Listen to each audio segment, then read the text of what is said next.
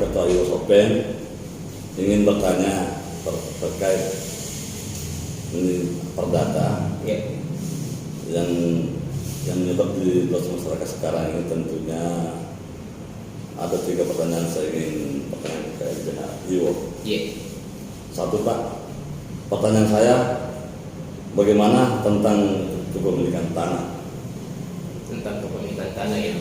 Yang kedua, saya ingin tanyakan yang mana sebenarnya yang menjadi pihak pemilik, karena di masyarakat banyak sengketa tanah yang muncul hanya memiliki PBB. Yang ketiga, bagaimana seharusnya bagi mereka yang masih memiliki PBB atau belum bersertifikat? Itu pertanyaan saya, Pak RW. Siap. Oke, saya jawab.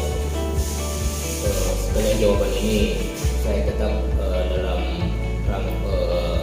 saya rangkum ya, karena berhubungan satu dengan yang lain. Tentang kepemilikan hak tanah, itu sebenarnya di Indonesia sudah sangat jelas sekali sebenarnya. Hanya saja butuh memang ekstra besar sosialisasi yang sangat masif dan sangat luas di tengah-tengah masyarakat kita. Jadi kepemilikan tanah itu sudah digariskan bahwa hak kepemilikan tanah itu bukti utamanya adalah sertifikat sebenarnya. Hanya saja secara kenyataan tidak semua masyarakat kita sudah memiliki sertifikat tanah tersebut. Masih banyak yang berupa PBB, bahkan masih ada di pelosok itu menggunakan C1 sebagai bukti kepemilikan. Dan C1 itu seperti apa modalnya? C1 itu yang dikenal orang Indonesia atau bahkan kita di Bugis itu sebagai rinci. Rinci ya? Iya, rente.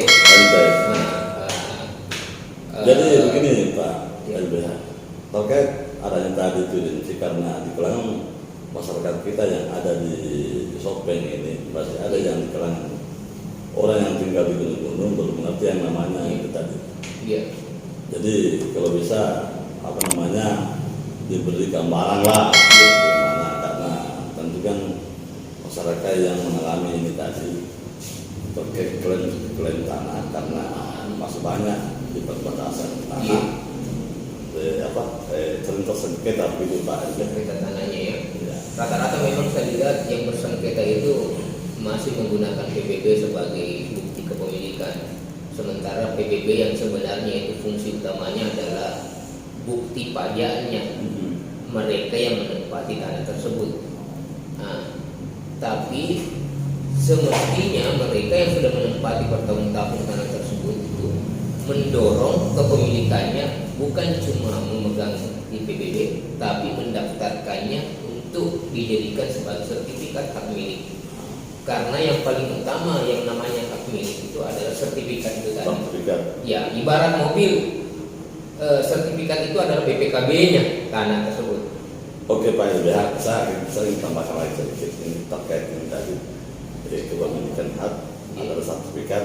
Bagaimana misalnya kira-kira ini sertifikat, apakah masih bisa digugat oleh misalnya suatu penggugat di masyarakat, karena ini sertifikat misalnya apakah ini sudah hak atau bagaimana?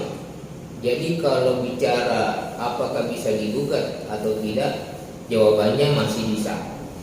Hanya saja, ya saya ulangi, sertifikat itu adalah bukti kepemilikan yang dianggap sah, paling sah ya, paling sah. Tapi apakah bisa digugat? Bisa saja digugat. Ya, karena bisa saja sertifikat itu terbit adanya kesalahan prosedural. Atau yang kedua, bisa saja sertifikat itu keliru karena dia berada di atasnya sertifikat lain atau tanah lain. Bisa saja keliru ya, keliru. Jadi sertifikat itu walaupun akta otentik, jadi akta otentik itu sama seperti produknya notaris yang dianggap sah, tapi bisa digugat dengan catatan gugatannya tersebut itu adalah melihat kesalahannya ada di mana. Bisa saja. Iya, gitu. Nah, terakhir terkait pertanyaan terakhir itu apa yang harus dilakukan ketika belum bersertifikat tanahnya, saya pribadi selalu menganjurkan agar apakah C1 atau PBB, kalau saya ketemu sama pemiliknya itu saya selalu menyarankan untuk segera diproses menjadi sertifikat. Oke, terima kasih banyak Pak Zubir atas petunjuk yang telah kami berikan ini terkait data tadi, karena kami ini masih minim lah gitu. Iya siap. Sama-sama ini Pak Wakil Iwo Sopeng. Dan dari kantor Ibu terima kasih sudah menyimak perbincangan kami. Saya Kamarudin, Wakil Ketua Iwo Sopeng, menyampaikan akan selalu ada perbincangan dengan tema lain di waktu yang akan datang. Sekian dulu. Assalamualaikum warahmatullahi wabarakatuh.